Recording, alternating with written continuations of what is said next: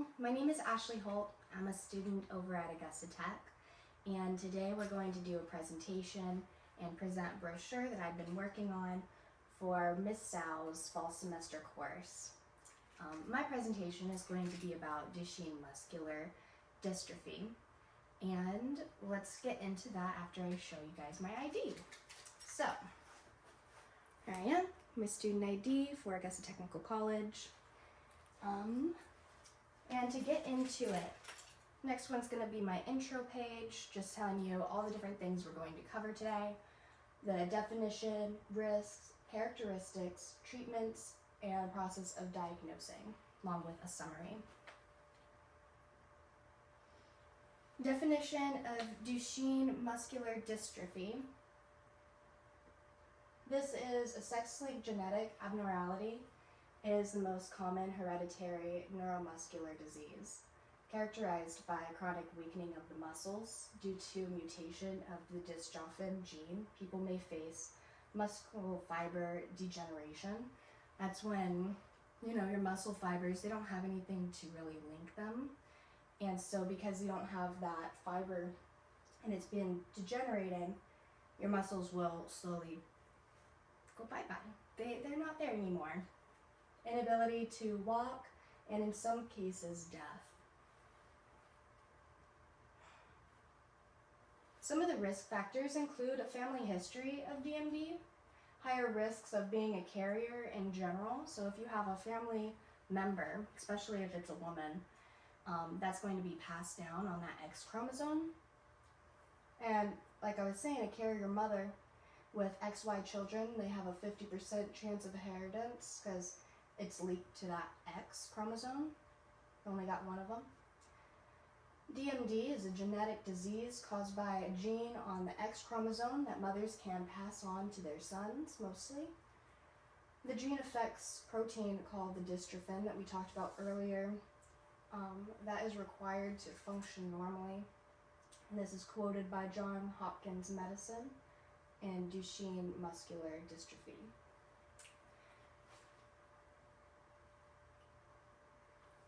Characteristics. Some of these traits would include falling frequently, difficulty walking. Doctors can observe symptoms including weakness in proximal muscles and lower limbs. So when you think of proximal muscles, you're going to think like out from the chest, and the lower limbs. So this is when you'll see in the weakening of these lower limbs how children will walk themselves up in order to stand. Something we'll talk about in my brochure a little bit later. We'll take a look at some of those characteristics a little bit deeper. But this can lead to and manifest as the lumbar lordosis and scoliosis, which can be intervened with an orthopedic surgeon. They'll be able to come in and fix that. Enlargement of calves and weakening of thighs. The enlargement of calves comes from when you lock your legs to walk, because it's hard to move these joints with this disease. You tend to tippy-toe walk. And when you tippy-toe walk in, your calf muscles are just working so hard and you're not really moving too much up here. Everything's in your calves and you just kind of waddle walk. Contractures of the ankles, knees, hips, and elbows. Contractures are like a hardening, a stiffening of that muscle, along with that decay, so it comes with a lot of pain. It's like you wouldn't be able to move your joints as much, they just get really stiff. Treatments. So unfortunately we don't have a cure at this point, but we do have treatments. Laboratory testing includes biopsies and gene testing in order to further understand connection and severity. This is normally in, the testing phase when we're not 100% sure that they have this gene mutation. And this is just so we can understand, diagnose, and start working on the treatment. Glucocorticoid is usage of prednisone. It's basically like cortisone and used to reduce inflammation, and it's been proven to stop the onset of scoliosis. So what this drug does is it mitigates the inflammation that you have from the rubbing of the joints due to lack of muscle mass. And because there's less rubbing, there's less irritation. That's why it can help with the onset of scoliosis. It doesn't completely stop it. Nothing has been able to cure this, but it's definitely good for pain management. Cardiomyopathy treatment is treatment using anti-ogen converting enzymes, or ACE blockers. It slows the spread of the disease and prevents the onset of heart failure. So cardio obviously is talking about our heart. But what this actually does is it helps your blood and transport, because your heart muscle is also a muscle and is going to be affected, and it just lets everything flow a little bit smoother. Orthopedic intervention. You get to see pretty braces like this, but they're normally on the legs, because the legs is one of the, hardest areas that are hit, especially in the youth. They normally end up in a wheelchair by the end of their life. Recommending the use of braces, participation in physical therapy, and surgery. Surgery is normally to release those contractures, like I was talking about earlier, the hardening of that muscle. So, say you have a tendon that is no longer working in your favor, they would go in and surgically release that. Surgery to correct scoliosis as well. So we were talking about earlier how we can mitigate it. Once it does happen, the orthopedic would be able to intervene and go in, do that surgery. Another treatment that we utilize is nutrition and exercise. This is the use of calcium and vitamin D supplements used to prevent osteoporosis. Activity is also recommended to avoid disuse atrophy. And when you're not using, one of your limbs or any of your muscles, then you will inevitably use it. It is so hard to get up and use the muscles the proper way when you're dealing with this.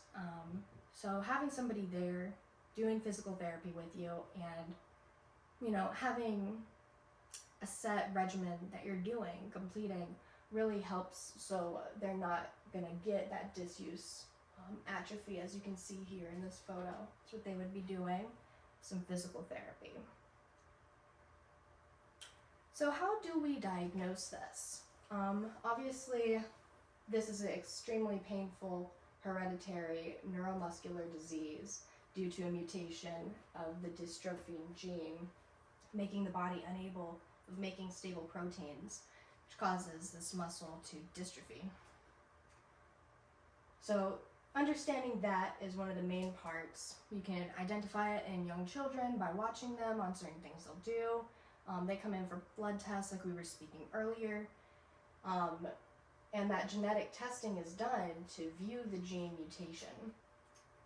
Now, if the mutation isn't one of the common ones, and you're not able to diagnose based off of that blood test, then sometimes they'll do a muscle biopsy, which I think was actually on my last slide. Yeah. So muscle biopsy, because it went with that laboratory testing. But this is what that needle actually would look like. They would poke it in, say, your arm, your leg muscles, what have you. And they would examine that piece of tissue underneath a microscope. And this is, like I said, done for children who typically do not show clinical mutations, but they have evidence, like physically showing that they need to be looked at further. So, diagnosing, we'll look at an electromyogram, or EMG. This is used to determine if the muscle weakness is nerve damage or muscle tissue deconstruction. So this is so important, because if you have nerve damage, like I have nerve damage right now, my muscle is dystrophying, but I don't have this disease. And then being able to take a closer look at these muscles and how they're progressing and what the cause of that is, that's when they're able to really diagnose Electrocardiograms, ECGs or EKGs, records the electrical activity of the heart to detect muscle damage there, because your heart is a muscle, and this muscle going out is just detrimental. We have to watch the progression and see what's going on and what we can do to mitigate the cause. To summarize everything, while there is no cure, there are treatments centered around pain management. In some cases, a physical therapist may work with an individual in hopes of preventing disuse atrophy. Work on facial and occupational exercises, build muscles to support joints. An orthopedic doctor may step in to correct issues later or in conjunction with physical therapy.